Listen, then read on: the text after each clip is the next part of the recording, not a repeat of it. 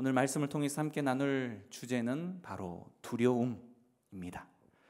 이 두려움이라는 친구는 주제를 바꿔가면서 우리의 인생 가운데 수없이 경험되어지는 것들이겠죠. 하지만 어찌된 영문인지 이 두려움이라고 말하는 친구는 겪어도 도무지 항상 새롭다라는 것입니다. 한 번도 친근해져 본 적이 없다라는 것이죠. 우리는 살면서 겪는 다양한 고통을 모조리 어떻습니까? 좀 피해 보려 하는 그런 경향들이 있죠. 우리의 염려는 사실 어제 오늘 일이 아닐 줄 압니다. 내일도 그리고 모레도 당분간 이 염려의 패턴은 어떻습니까? 계속해서 유지할 줄 압니다. 내 삶의 정서적 상태가 이렇게 틀지워져 있다면 사실상 이것이 하루 이틀에 바뀔 일이 아니기 때문에 과연 그렇다면 우리는 이 두려움이라고 말하는 이 친구 앞에서 어떻게 대해야 하고 또 어떻게 우리는 삶을 살아가야 할지 다시 한번 숙고해 보아야 할 문제인 것 같습니다. 우리가 어떻게 두려워하지 않고 과연 이 세상을 살아갈 수 있을까요? 마태복음 10장 16절 이하를 살펴보게 되어지면 주님이 제자들을 세상에 내보내시면서 내가 너희를 보내는 것이 마치 양을 이리 가운데 보내는 것 같다라고 하시며 굉장히 측은해 하셨습니다. 세상은 정말 두려운 곳이죠. 그야말로 여기 이리라고 그랬더니만 요즘 우리 분들이 잘 이리가 뭐냐 이렇게 묻길래 바로 늑대입니다. 늑대. 늑대가 득실되는 정글, 이게 바로 우리가 살아가는 세상의 모습이지 않을까라는 생각을 해봅니다. 그래서 우리는 늘 온갖 이 두려움에 사로잡혀서 불안에 떨고 그렇게 살아가는 것이죠. 늑대 같은 사람들에 대한 두려움 뿐만입니까? 불확실한 미래에 대한 두려움, 그리고 각종 질병에 대한 두려움, 노후에 대한 두려움, 나라 안보에 대한 두려움, 이런 수만 가지의 두려움들 어떻습니까? 그런데 이 문제는 바로 이 두려움이라는 친구가 그리스도인의 기쁨을 모조리 다 앗아간다라는 것이 우리에게 있어서 큰 아픔이고 또한 걱정거리다라는 것이죠.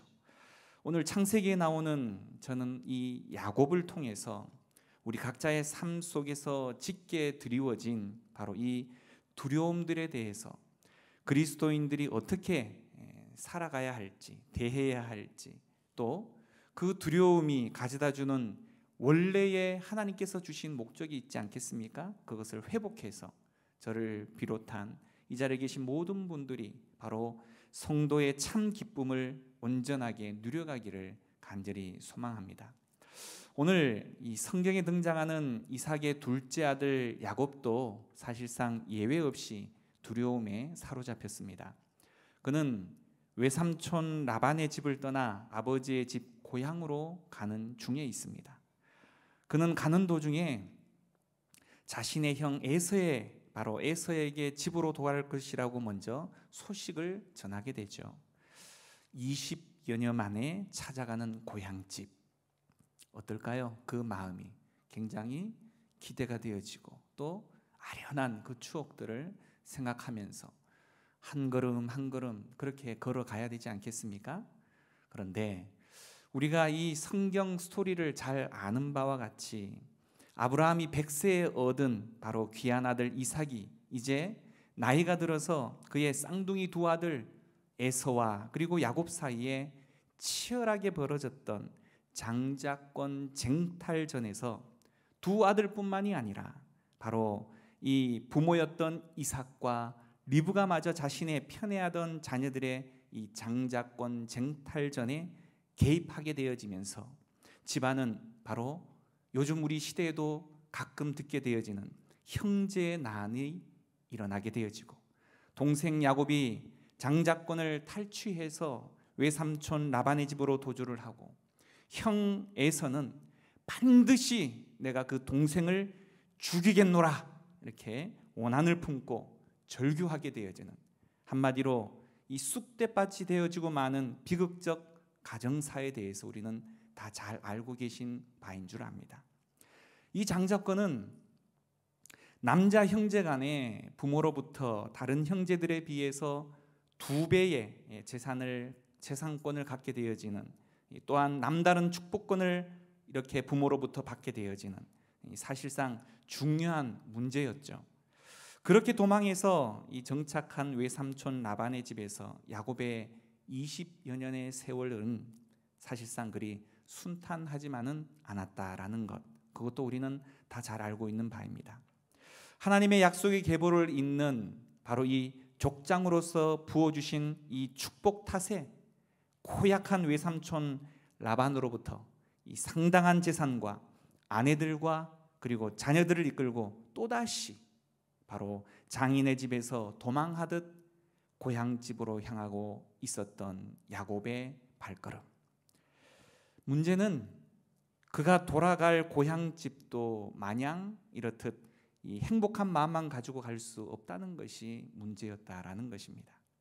그곳에도 온갖 수단과 방법을 동원해서 형 에서에게 주어질 장자의 이 축복권을 바로 어머니 리브가와 협작해서 아버지 이삭을 속이고, 그리고 받아 도망한 그를 형 에서는 형제가 아닌 원수로 생각하고 살인까지 다짐했던 그가 있는 고향, 이제 그의 방어박이 되어줄 어머니 리브가도 없는 그 고향으로 가야 하는 엄청난 두려움 가운데 쌓여 있다라는 것입니다. 사실상 야곱이 고향 땅을 떠나올 때는 형 에서의 그 화가 풀리면 며칠 내로 바로 돌아올 줄 알았습니다.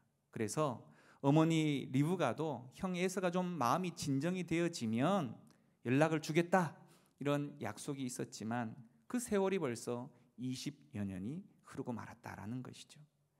또다시 외삼촌 라반과의 재산 분쟁의 위험 앞에 바로 이 하나님의 지시와 약속을 붙들고 그 발길을 옮기면서도 사실상 이 야곱 그에게는 여전히 바로 이 형 에서에 대한 두려움이 가득했다라는 것입니다. 하나님의 명령과 떠날 수밖에 없는 상황의 불가피성 때문에 어쩔 수 없이 도망하듯 출발하기는 했지만 그 형 에서에 대한 두려움이 그의 앞을 가로막았고, 어떻게 해서든 그 두려움을 애써 주저앉히고자 막연한 기대, 다시 말해서 20년이라고 말하는 긴 세월 속에서 형 에서의 마음이 좀 누그러지지 않았을까 하는 막연한 기대를 가지고 있었다라는 것입니다. 그런데 오늘 우리가 읽었던 본문 가운데 바로 6절을 가만히 다시 한번 보시면, 표준 세번역 번역으로 제가 읽어 내용을 좀 듣게 보게 되어지면, 에서가 부하 400인을 거느리고 야곱을 치러 오고 있다라는 소식을 야곱이 듣게 되어진다라는 것입니다. 여러분, 그냥 환영하고 맞이하기 위해서 오는데 400명의 군사를 굳이 데려올 필요가 있겠습니까? 이 막연한 기대감을 가지고 있었던 야곱은 그 두려움과 미래에 대한 걱정에 휩싸이고 말았다라는 것이죠. 두려움 때문에 사시나무 떨듯이 벌벌 떨고 있게 되었다는 것입니다.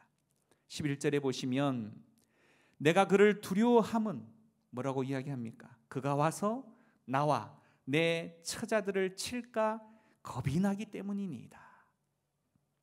그는 지금 자기가 가진 것뿐만이 아니라 자기와 아내들과 자식들을 모두 잃어버릴 것이라는 이런 두려움 가운데 휩싸여 있다라는 것이죠. 사실 야곱이 어떤 사람입니까? 그가 살아왔던 인생은 내노라 하는 도박꾼입니다. 원하는 것이면 무엇이든지, 또 그 대상이 가족이든 전혀 상관없이 그렇게 갈고리로 마구 끌어왔던 사람이죠. 그는 언제나 목적이 수단을 정당화시키는 그런 행동을 취해 왔습니다. 한마디로 그는 교활했던 것이죠. 7절과 8절에 야곱은 두려워서 일행과 양과 소를 어떻게 합니까? 두 떼로 나누고 형 에서가 자신의 한 대를 치면 남은 무리는 피할 생각을 하였습니다. 심히 두렵고 답답하여 그는 큰 두려움 가운데 휩싸여져 있다라는 것을 오늘 성경 기자는 계속해서 기록하고 있죠. 야곱은 언제나 사실상 자신만만하고 무엇이든지 자신이 원하면 이루어내고 마는 사람이었지만 지금 모습은 어떻습니까? 너무 초라한 모습 아닙니까? 사람은 더 이상 아무것도 할 수 없다라는 것을 알았을 때 두 손 들고 절망에 빠지고 마는 것입니다. 그런 표독스러운 이 장인의 집으로 되돌아갈 수도 없고 가뜩이나 상당한 가축과 새끼들 때문에 그리고 무엇보다 하나님의 명령 때문에 다른 어떤 곳으로도 그는 갈 수가 없었습니다. 이것을 두고 우리는 흔히 진퇴양난이라고 표현을 하죠. 이러지도 못하고 저러지도 못하는 그런 상황 가운데 봉착하고 말았다는 것입니다. 그는 이제 더 이상 다른 선택을 할 수가 없습니다. 극한 두려움의 대상인 형 에서를 만나는 길 밖에는 없다는 것이죠. 여러분, 혹 이 가운데에도 이런 형편에 처한 분들이 계시진 않으십니까? 정말 책임져야 할 식구들만 없다면 혀를 확 깨물고 그 자리에서 확 죽어버리고 싶은 그런 심정. 하나님이 분명 나를 사랑하시고 함께 하신다라고 수없이 말씀의 강단을 통해서 듣게 되어지지만 내 상황은 극도의 낭떠러지 그 끝자락에 다다랐다고 생각되어지는 그런 분들이 이 자리에 계시진 않습니까? 오늘 야곱의 이 사건을 통해서 좀 위로도 좀 받고 힘을 좀 얻을 수 있기를 간절히 소망합니다. 야곱은 절망의 끝자락에서 하다 안 되니까 결국에는 하나님 앞에 엎드립니다. 그런데 그 기도의 자리가 절망의 도리어 희망이 되어지는 기회를 얻게 되어진다는 것, 그는 몰랐죠. 때로 하나님은 이렇듯 우리를 너무 사랑하셔서 절망을 통해서라도 우리를 부르시는 것입니다. 그의 다급한 간절한 기도를 한번 살펴보기를 원합니다. 오늘 읽었지만 다시 한번 9절부터 12절까지 제가 9절 읽고 여러분 10절 이렇게 교독해 보겠습니다. 야곱이 또 이르되 내 조부 아브라함의 하나님, 내 아버지 이삭의 하나님 여호와여, 주께서 전에 내게 명하시기를 내 고향 네 족속에게로 돌아가라. 내가 네게 은혜를 베풀리라 하셨나이다.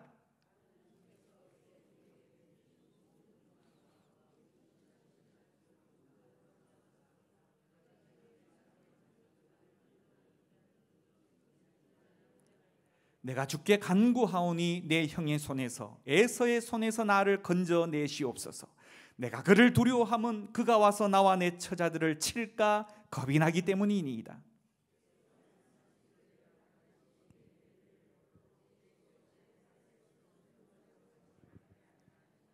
아멘.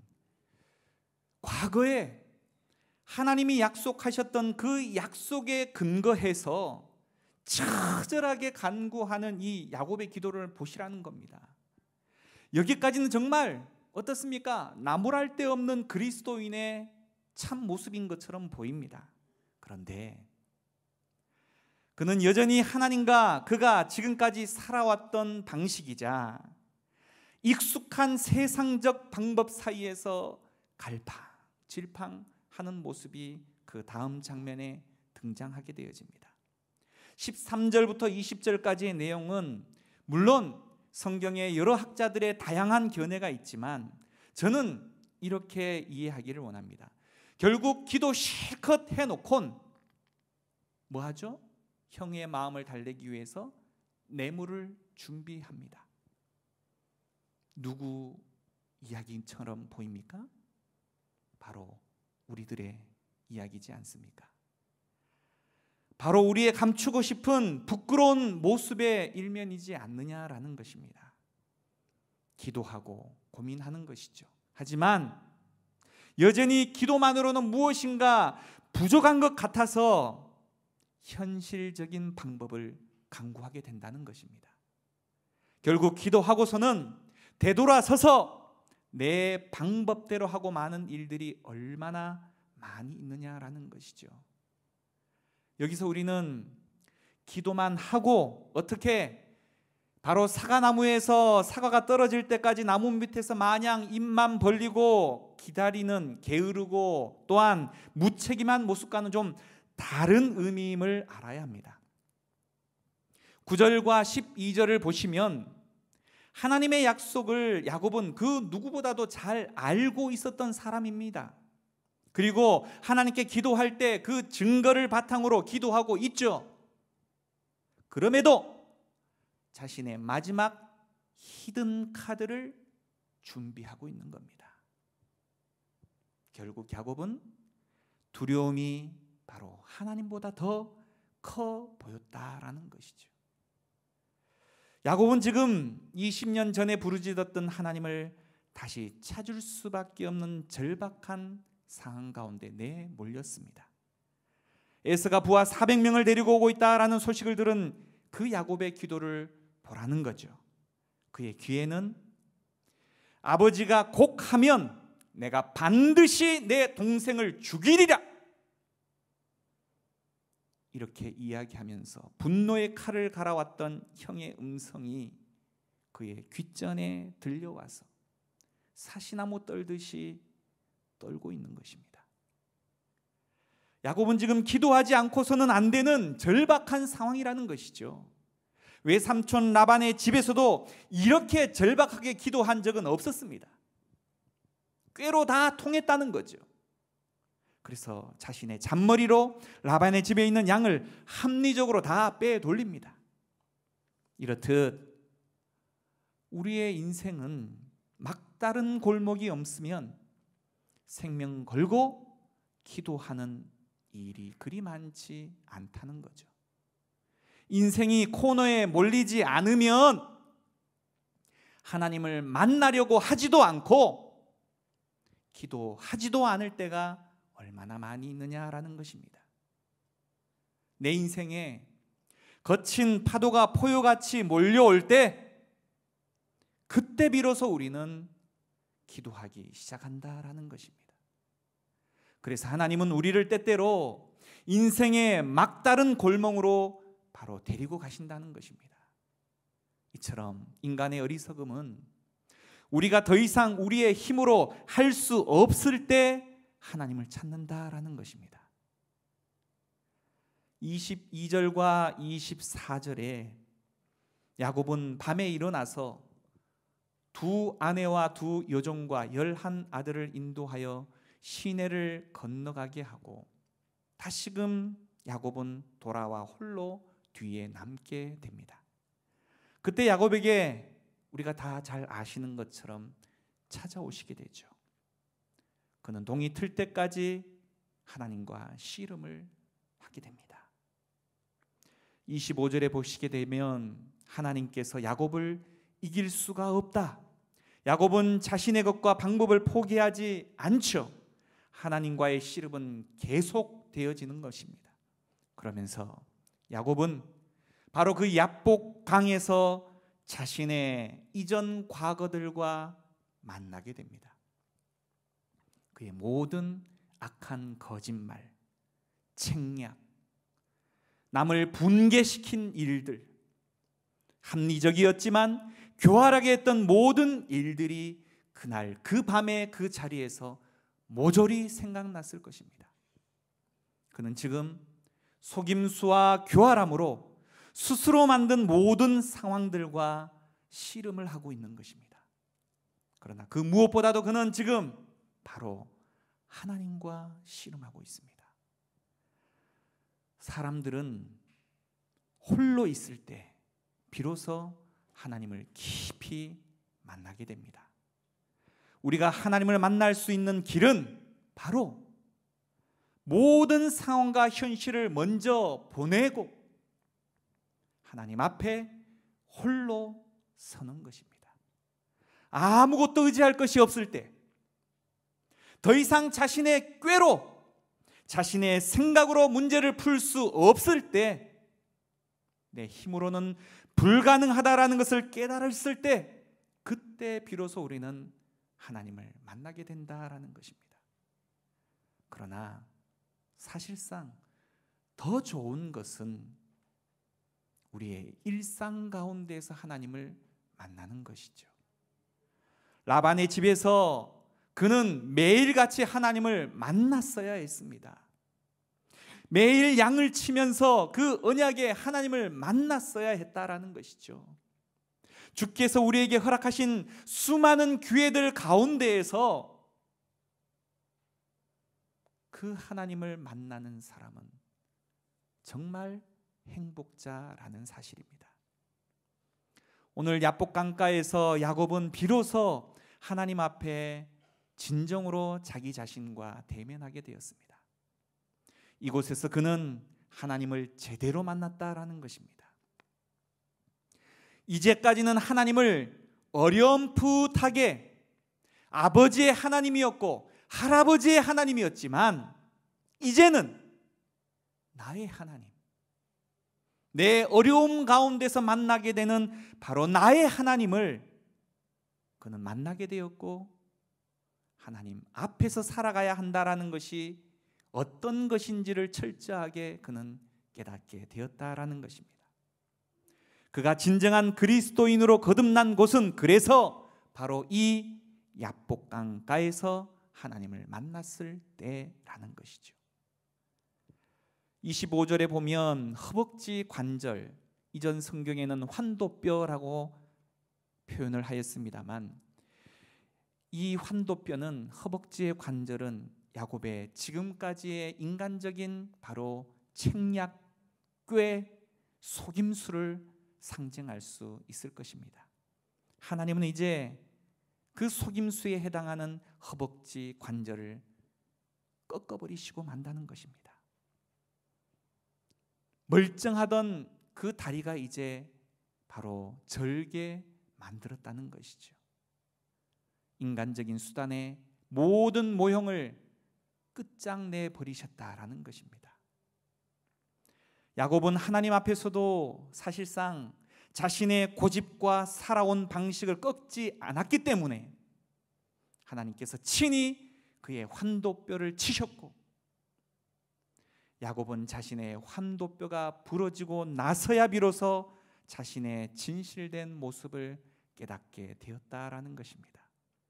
바로 합리적인 속임수와 꾀로 살아왔던 그의 인생이요, 하나님을 신앙하고 기도하지만 끝내는 자신의 방법대로 모든 것을 준비하고 만들어간 한 사람의 감추고 싶었던 추악하고 연약한 모습을 그는 만나고야 말았다는 것입니다. 야곱에게는 20여 년 전에 화가 날 대로 난 형 에서를 도망해서 이 외삼촌 라반의 집으로 가는 길에서 먼저 하나님을 만났었죠. 그곳에서 만난 하나님이 그에게 바로 베델의 하나님이었습니다. 그러나 그는 그 베델의 하나님을 오랫동안 기억하지 못하였습니다. 그는 이제 야복강가에서 바로 분이엘의 하나님을 만나야만 했다라는 것이죠. 우리에게도 우리의 가슴을 뭉클하게 만들었고 뜨겁게 만들었던 첫사랑과 같은 바로 베델의 하나님이 다 있을 줄 압니다. 그렇지만 우리도 이 베델의 하나님을 너무나 자주 잊어버리고, 그래서 우리 또한 새롭게 무엇인가를 또다시 필요로 하는 그 마음 가운데 다른 것이 아니라 분이엘의 하나님을 만나야 한다라는 것입니다.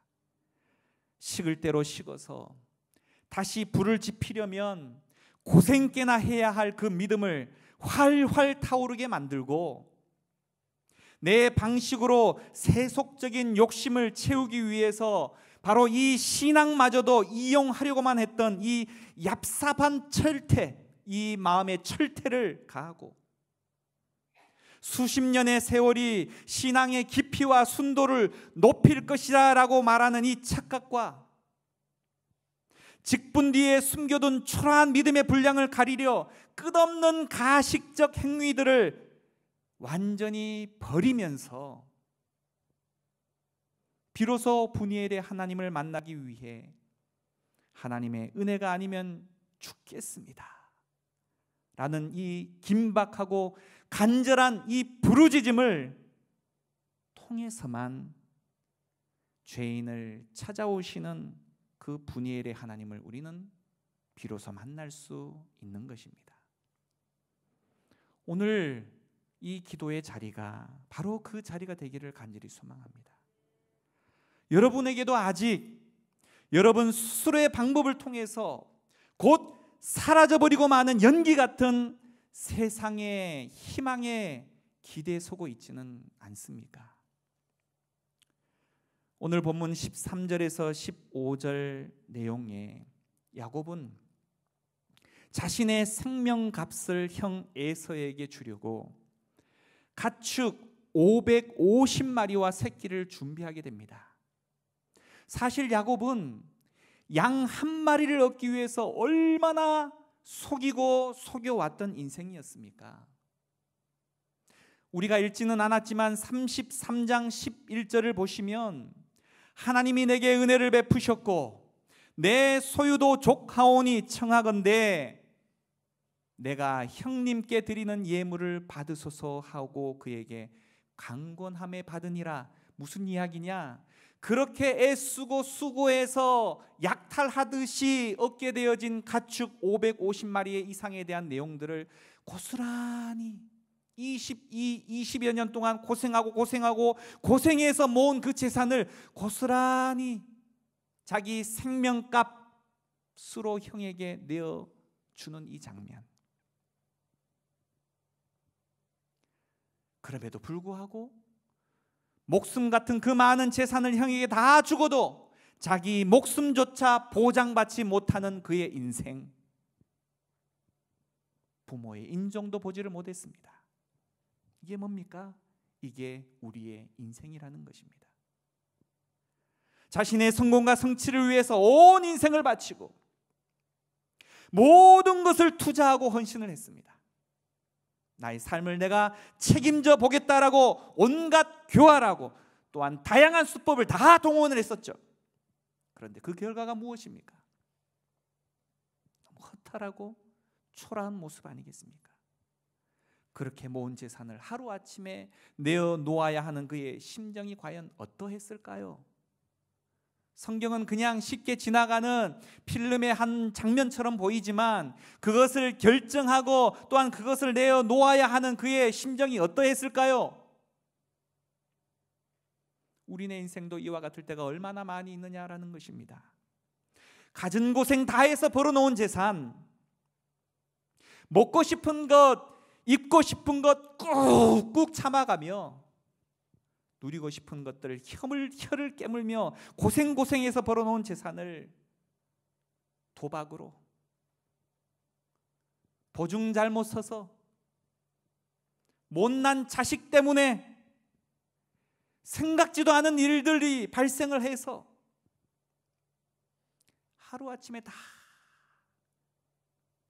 연기처럼 날려버리고 남 좋은 일만 시켜버리는 것이 얼마나 많은지 모릅니다.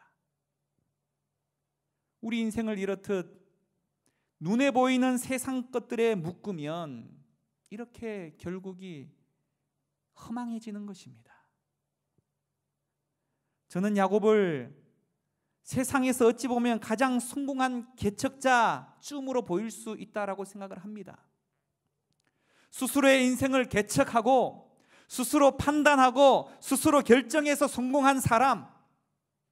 하지만 그의 인생의 결국은 다 잃어버린 사람이 되었습니다.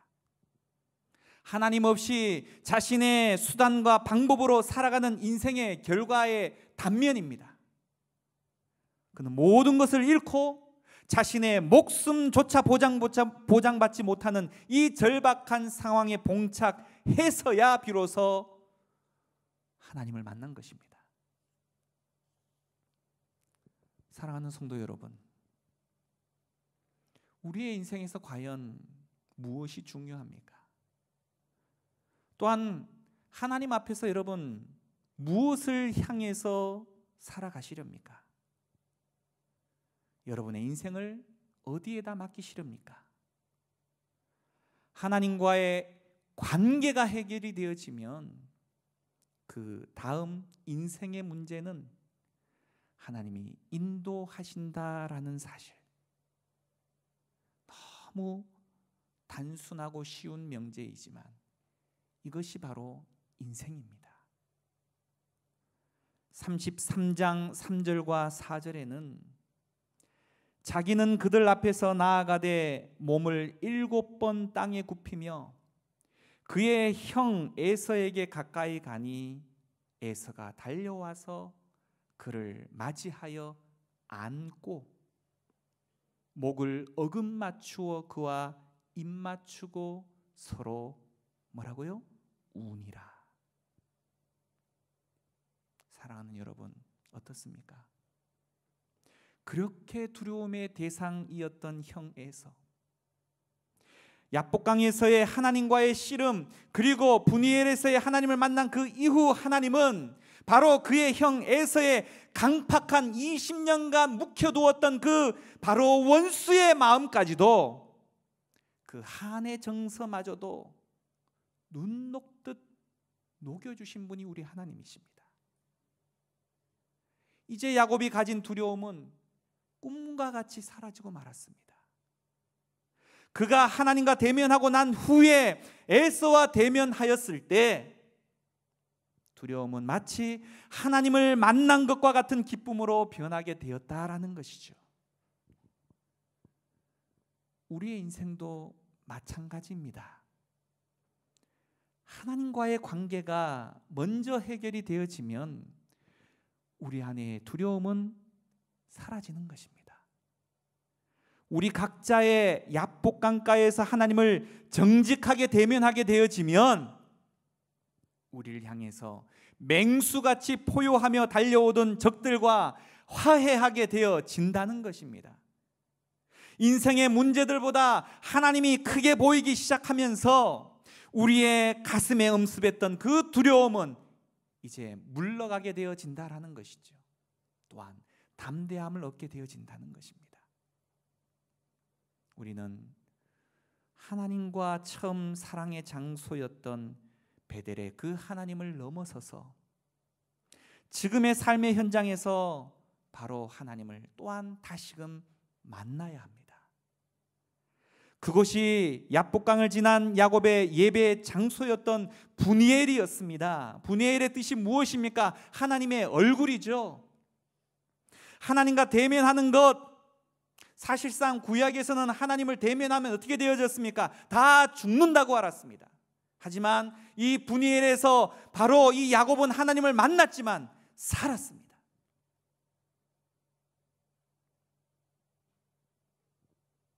그리고 그 자리에서 자신의 진정한 모습을 발견하게 되었고, 그 모습으로 하나님과 교제하고 관계를 회복할 수 있게 되어졌다라는 것입니다. 새로운 출발점을 맞이하게 된 것이죠. 이전에 시도해 보았지만 안 되었습니다. 오늘 기도해도 안 될 거예요. 핑계하며 포기하지 마시고 다시금 도전하기를 소망합니다. 이 저녁이 바로 그런 전환점의 첫 시작이기를 원합니다. 우리에게 닥쳐지는 문제들이 바로 하나님을 향하게 하는 데 있다라는 것을 여러분 기억하시길 바랍니다. 여러분이 고민하는 모든 문제들은 바로 브니엘로 인도하시는 하나님의 손길임을 기억하시길 바랍니다. 브니엘로 부르시는 하나님의 음성이길 기억하기를 소망합니다. 하나님을 만나야 합니다. 하나님께 나아가야 합니다. 하나님을 찾아야 합니다. 그래서 여러분의 삶이 야곱에서 바로 이스라엘로 변화되어지기를 간절히 소망합니다. 디모데후서 1장 7절 말씀에 하나님이 우리에게 주신 것은 두려워하는 마음이 아니요 오직 능력과 사랑과 절제하는 마음이라고 말하였습니다. 여러분의 마음속에 드리워진 어둠, 짙은 그림자가 있습니까? 오늘 이 자리 야곱이 만났던 그 하나님을 만나기를 간절히 소망합니다. 한번 같이 기도하기를 원합니다.